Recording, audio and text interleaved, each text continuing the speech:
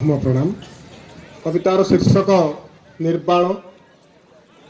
आस आमे दुहे मिसी पाद रखिबा सत्य और शांतिर से दुर्गम इलाकारे।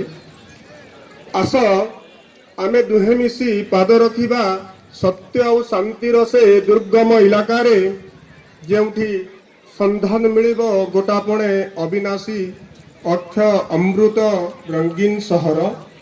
जेउठी संधान मिलिबो गोटापणे अविनाशी अक्षय अमृत रंगीन सहर। जेउठी नथिबो हस परे कांद आउ भल परे मंद।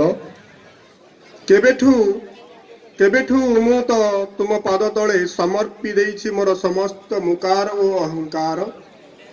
आत्मानुभूतिर नैवेद्य समर्पणर दिव्य चेतना।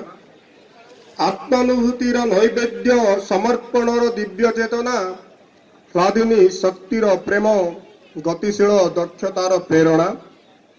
चिर सबुज कामिनी कांचन आउ पूर्णतार दिव्य स्पंदन।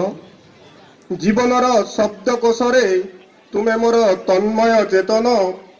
तुमरी बाहु बंधने कटि जाऊ नश्वर जीवन। तुमे अमरावतीर राजकुमारी शशि सेना हुओ। तुमे अमरावतीर राजकुमारी शशि सेना हुओ कि स्वर्णपुरर तंत्र साधिका ज्ञान देई मालुणी। मु अहिमाणिक्य परी समर्पी देई सारिछि मोर समस्त रूप यौवन। मु अहिमाणिक्य परी समर्पी देई सारिछि मोर समस्त रूप यौवन। तमे मेंढा कर कि भेंडा मोर किछि जाए आसे नाही। मु तो तम भितरे हजी सारिछि। मागी नथिली निर्बाणर पथ खोली नथिली मोक्षर कबाट। मागी नथिली निर्बाणर पथ खोली नथिली मोक्षर कबाट।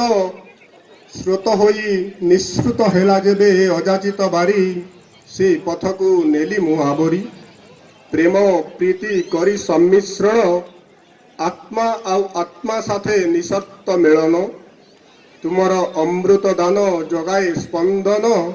सबुरी शीर्षरे तुमे पाइछ आस्थान। स्पर्श कली केवल तुमरी पाई स्पर्श कली मोक्ष और निर्बाण। निर्बाण पथरे कली आत्मसमर्पण। मु तो सरल मनीषटिए। मु तो सरल मनीषटिए। ना केबे होई पारिबी गौतम, ना कही पारिबी कामनार विनाश रे दुखर विनाश। ना कृष्ण होई